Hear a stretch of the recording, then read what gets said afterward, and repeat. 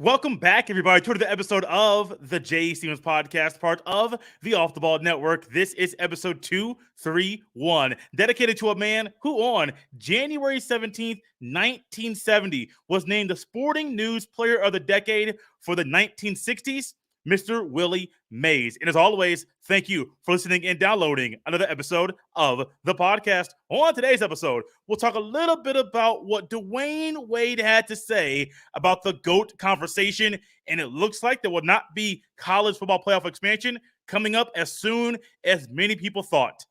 But first, for the first time since 1991, the Cincinnati Bengals have won an NFL playoff game. Let's take some time to think about what has taken place in your life since 1991. Maybe you're a person that you are a youngster and you were not born in 1991. Maybe your parents were not together in 1991. Maybe you're a person, you were born but you were a youngster. You don't remember many of the things that were going on in 1991. A lot of time has spanned and taken place in 91. I was a youngster. I believe I was 2. Yeah, I wasn't 3. I was 2 years old. My brother was in my mom's womb. He was not born yet. Just a couple things personally that have gone on with me since 1991. But when you think about the Bengals franchise in the NFL, they're a football team, they're a franchise that we really just don't think about winning. We don't think about them being very successful. Now, they had the Marvin Lewis years where it seemed like it was 8-8 and 8-8 and 8-8 and 8-8 and 8-8 over and over and over and over again. And it was just all these 8-8 teams. They had good players. I mean, they had Corey Dillon, went to New England, had for a hot second, had a cup of coffee, had some success there with Tom Brady and the New England Patriots. But for the most part, the Bengals franchise is not all that at all. But when you add in who they currently have on their roster, add in Joe Burrow, add in Joe Mixon, add in Jamar Chase, you add in Tyler Boyd, you add in T. Higgins, you add in the firepower they have on offense, and then you add in the numerous players on defense that are playing very, very well right now.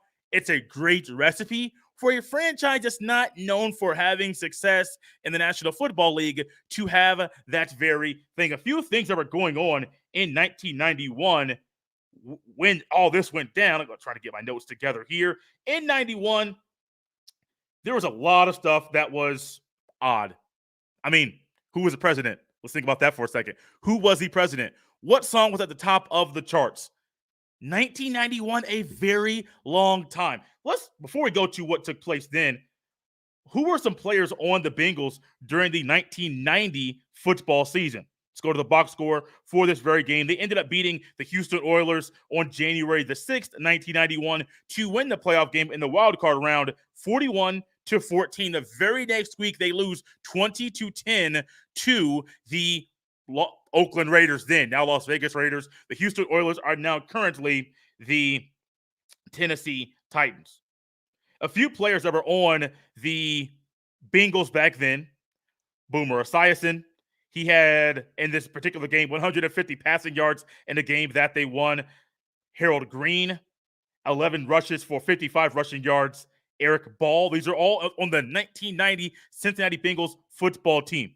Probably a lot of guys you have not heard of at all. They also had guys like Stanford Jennings and Ickey Woods and Rodney Holman. This is a long time ago. I mean, the Bengals are partying like it's 1991, but they're also realizing this is not just a one-and-done type of thing.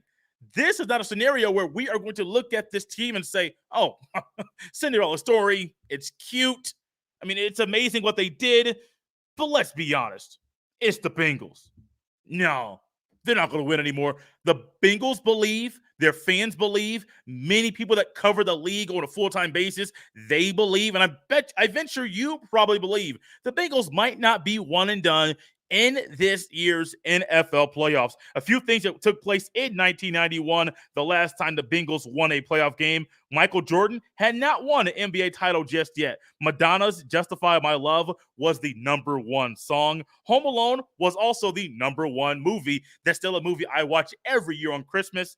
And then the Houston Oilers were the Bengals' opponent, which we mentioned in that year's playoff. Oilers no longer around. The Oakland Raiders no longer around. But what is still around? The Cincinnati Bengals, they're still around in this year's playoffs. And the way Joe Burrow is playing, Man, let me tell you, the Raiders almost got them late, but I'm surely believing Joe Burrow's not going to not going to allow his next opponent the opportunity to make a late game, make some fireworks late, and to upset or to beat the Bengals in the divisional round. I'm looking forward to it. I'm happy for you Bengals fans. You've been waiting for this for a very long time. And for the first time since 1991, you guys can say your football team won an NFL playoff game. Let's go ahead and take a trip to YouTube, because that's the spot of this podcast with Dax Shepard, where Dwyane Wade made some interesting comments about the GOAT conversation. You might agree, but you might disagree. Stick around to figure out what he said.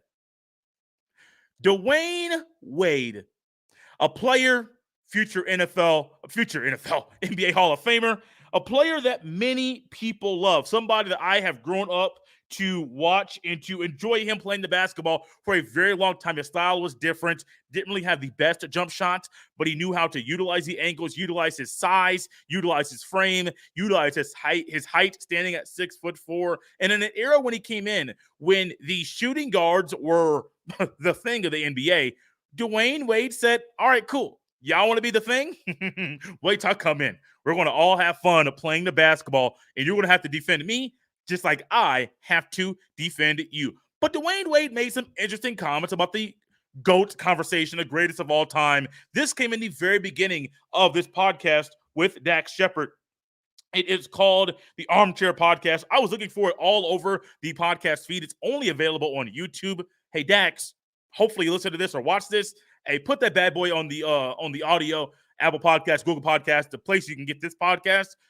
Yeah, it would be a great way for you to put that there as well. It's a great way for more people to get to know the things you are saying on your podcast. Well, Dwyane Wade was asked about the GOAT conversation, and it did not take very long for him to figure out what his response was going to be. It's something that when you're a player, former player, you think about this thing maybe a lot. And Dwyane Wade's comments, interesting, but there's a lot of truth to what he said. I'm just going to read you a few things he said. Quote, these GOATs, these names that we throw out, it's not going to just be a lot of those players, but the game continues to keep moving forward. And so we're going to continue to see things that we have never seen before.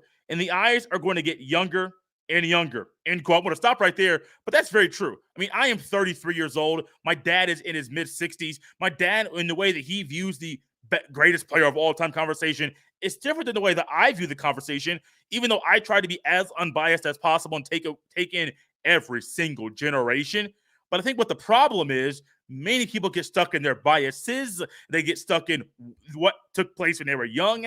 And we get a lot of people that just get stuck on the here and now. Dwyane Wade goes on to make some more comments, and I agree with a lot of what he says. Quote, we are not going to have a conversation about the GOATs. Now it's going to be the younger generation. And they're going to forget about Jordan like we forget about Kareem. I came from the Jordan era, so I'm biased. Michael Jordan will always be my GOAT. I played basketball because of Michael Jordan. All of us have our individual opinions. LeBron is going to be the GOAT for a lot of generations. Jordan will be my GOAT. I made it out of the hood because I've seen a dude, number 23, play the game of basketball at a level where I was like, I want to do some of that, end quote. He makes a comment about the younger generation. The younger generation gets a lot of bad publicity and they get knocked down. When you take it, what he said for just what he said, there's a lot of truth to that. A lot of the GOAT conversations, when you get the older generation, the OGs talk about it, people my age, and then people that are even 20 years old and younger, even 25, 26, 27, 28, there is a disconnect. They didn't get to watch Kareem. They didn't get to watch Oscar. They didn't get to watch Dr. J. They didn't get to watch Elgin Baylor, who many have said was LeBron James before LeBron James was even born. There was a lot of things going on inside of this GOAT conversation. Who is the greatest of all time? I don't think anybody believes Elgin Baylor is the greatest of all time. Even if you're going to go back at that point, some will say Bill Russell. Some might say Wilt Chamberlain. There's a conversation for that back at that time. I personally do not think Wilt Chamberlain or Bill Russell is in the top 5 as far as greatest players of all time for different reasons that are there. Maybe Wilt, but I'm not putting Bill Russell in the conversation. When you look at the totality and the generations, the younger generations, they didn't get to see Mike. If they saw Michael Jordan, it's mainly on YouTube. And if they saw Mike, it was Mike when he was 40 years old playing for the Washington Wizards. They didn't get to see Michael Jordan on the Bulls.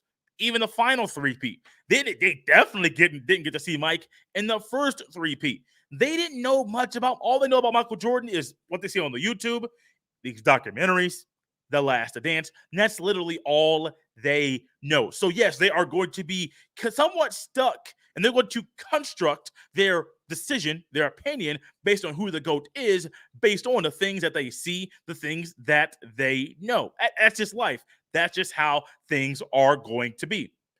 But when you think about generations, I think Dwyane Wade may have a little disconnect into how intelligent this younger generation is. Dwyane Wade, myself, we grew up in an era, well, I had the internet, but it was more dial-up. Dwyane Wade's a little bit older than me. He knows about dial-up, but he also knows about a time period when there is no internet, there is no YouTube, and so he's not able to do all of the research that these young people do.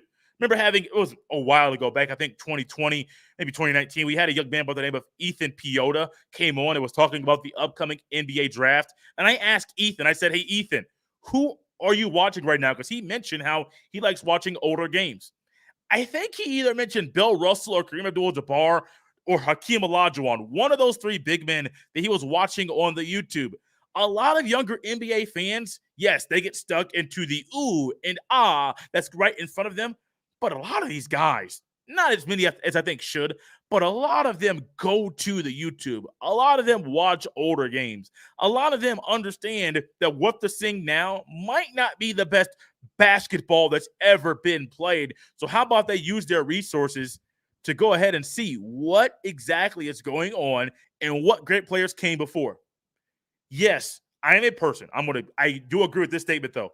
You will forget about players. I didn't forget about Kareem Abdul-Jabbar, but I definitely didn't think about Dr. J. I used to work with a guy. I used to work at a Honda plant. This was back in 2016. This guy named Gerald, him and I used to go at it all the time. Back and forth, back and forth, back and forth. Who's the greatest of all time? For me, it's Mike. For him, Oscar Robertson. No, I have not seen this man since Russell Westbrook did what nobody else had done other than Oscar Robertson, because Gerald's explanation for why Oscar Robertson was the greatest of all time is because Oscar Robertson averaged a triple-double. Since Russell Westbrook has done it multiple times. Now, average a triple-double in one season. Russell Westbrook has done that thing numerous times. And so I have not seen him to see what his thoughts are as far as who the GOAT is. But there is a generation that may still stick with Oscar Robertson because that's what they grew up on. There is a generation that might stick by Bill Russell. I think you have a fundamental argument, and I think every person that's intelligent with basketball can look at Bill Russell and say, if you take the 11 rings away, what has this man done on the basketball court to make him be the greatest of all time? I think the rings argument, people use that. But once you go deeper into just what he did on the basketball court, I think a lot of people will look back and say, I don't know if Bill Russell deserves to be the greatest of all time in that upper echelon, top conversation. Yeah, some say Bill Russell, some say Wilt, maybe. I don't think Kareem is forgotten. I think Kareem is forgotten. Excuse me. I do think Kareem is forgotten. I think it's just Kareem plays a position that people try to downplay right now, but it's not really utilized in the same way as it was when he was in the NBA. And I think that's a big reason why he gets knocked down to this conversation.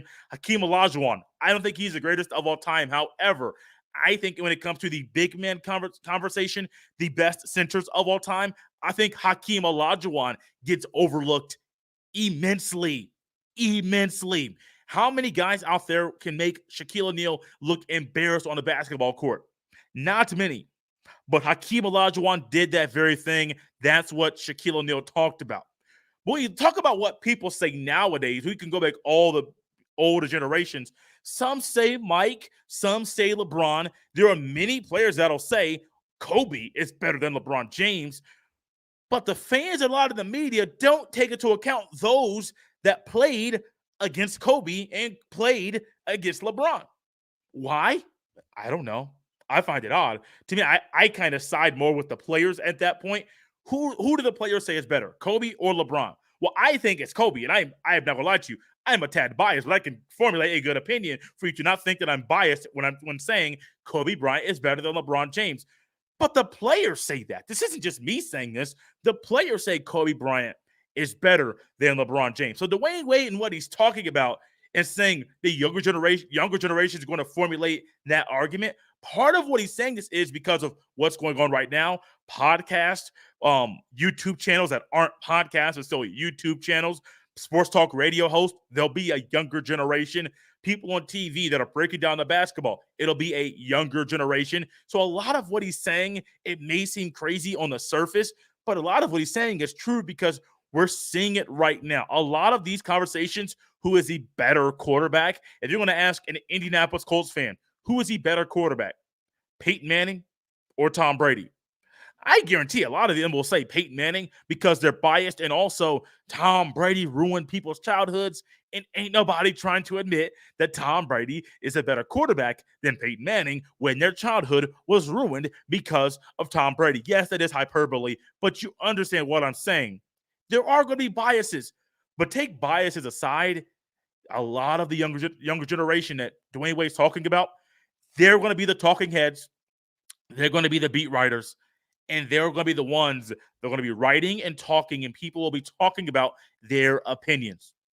But one thing is still true. Mike is Mike.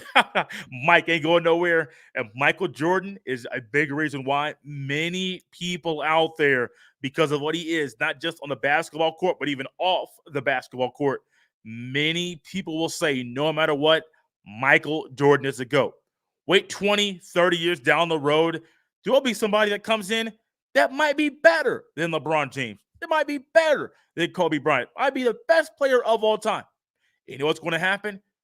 The younger generation is not going to formulate that opinion. You know what's going to formulate that? What you grew up on. What you know best. I'm just saying. I'm going to say Kobe's better than LeBron. I'm going to say Mike's better than LeBron. But there are youngsters, 5, 8, 10 years old. All they know is LeBron, and they're going to ride with LeBron till they die. His statement makes sense, has a lot of truth to it. But then it's very interesting because I don't think a lot of everything he said is all the way factual. Guys, from Dwyane Wade, his comments about the GOAT conversation to the college football playoff not expanding as quickly as some thought it would. So the college football playoff national championship game was a week ago today on Monday, January 10th at Lucas Oil Stadium. All I've heard was rave reviews from those that were at the national championship game in Indianapolis. There were skepticism from many people out there that cover the sport. They were saying Indianapolis can't host a big event. Indianapolis can't host the biggest college football game of the year.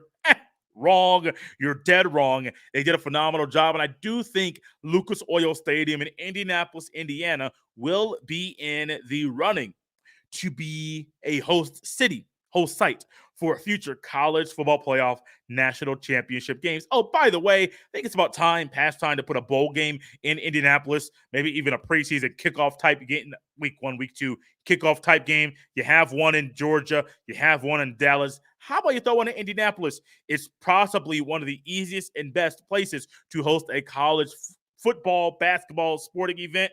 Just make that thing happen. Makes a whole lot of sense, and the people involved will thank you for it. But at the college football playoff national championship game, there were meetings, commissioners, probably some presidents too of universities that were discussing the possibility of expansion. ACC commissioner came out and said, yes, I don't think this is a good idea. I do think that Kevin Warren also came out and said he is part of the reason expansion is holding up over the 5 Power 5 conferences getting an automatic bid versus the top 6 conference champions getting an automatic bid. Yes, it's a play on words. Yes, those are two different things. But Kevin Warren holds to one. Everybody else is on the other side, and he is not changing his mind. But for those of you that might say expansion is right or expansion is wrong, no matter what you think about the situation, let's look at a present day example of expanding a playoff and see what's going on in this league because I think it's a good barometer about what will happen in college football. In this particular league we're going to look at as an example has parity. College football, baby. They ain't got that. They ain't never had that.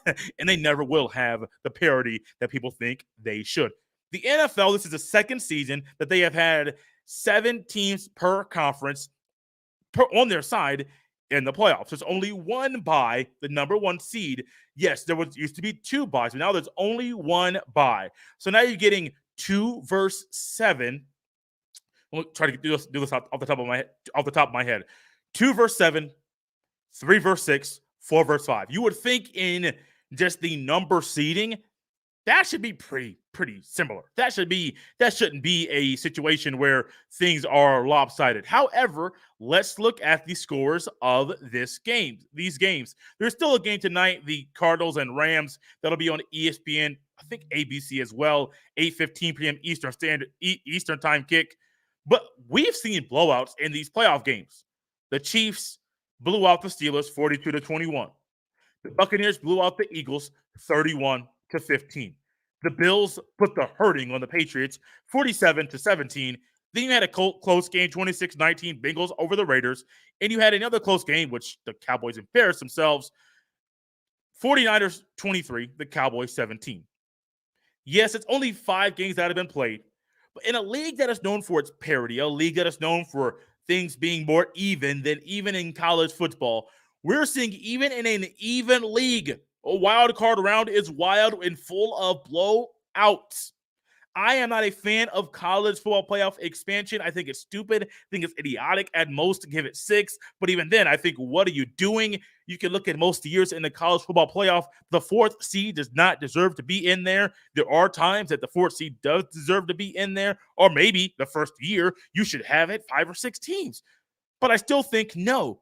It should not be expanding past the 4. I was perfectly fine with the BCS model where you had only the top 2 teams playing for the national championship, because I do think the top 2 teams in college football deserve that right. Now, if you go to 4, okay, maybe I'll settle there. I'll settle at 6.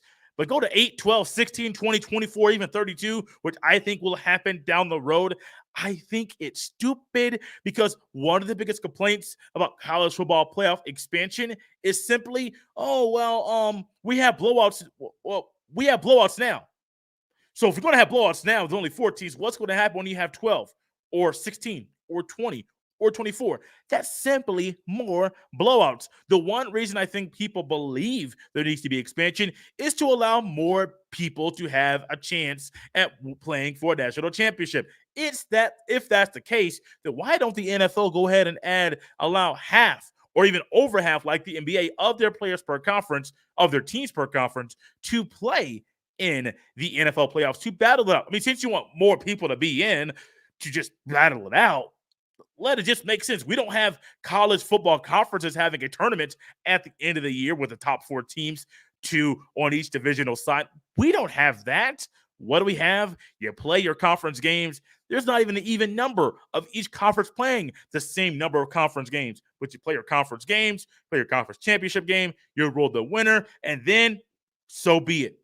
A lot of people out there, I delayed this on purpose, a lot of people out there, they believe that college football playoff expansion needs to happen because there's 10 conferences. There's 5 Power 5, there's 5 Group of 5, the independents, you're kind of on your own, but there's 10 conferences. So a lot of people believe every conference champion deserves to be in the college football playoff. Well, let's look at the college basketball side that the NCAA runs. What do we have there? The first round is first weekend is upsets, and the second weekend really goes all chalk.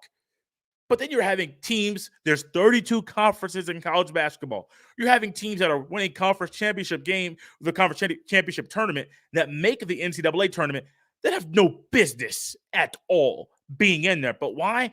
Let's go ahead and hand out this participation trophy. Oh, how about you go ahead and participate? You made it in here, even though you barely are above a 500 record. You made it to the tournament. You won your conference tournament. Here's a participation trophy for doing that. What is it? Going to the first round of the NCAA tournament and getting destroyed. You're going to see bloods every year in the NCAA tournament. What do we find in the Final Four? A lot of Final Four games. They are blowouts of late.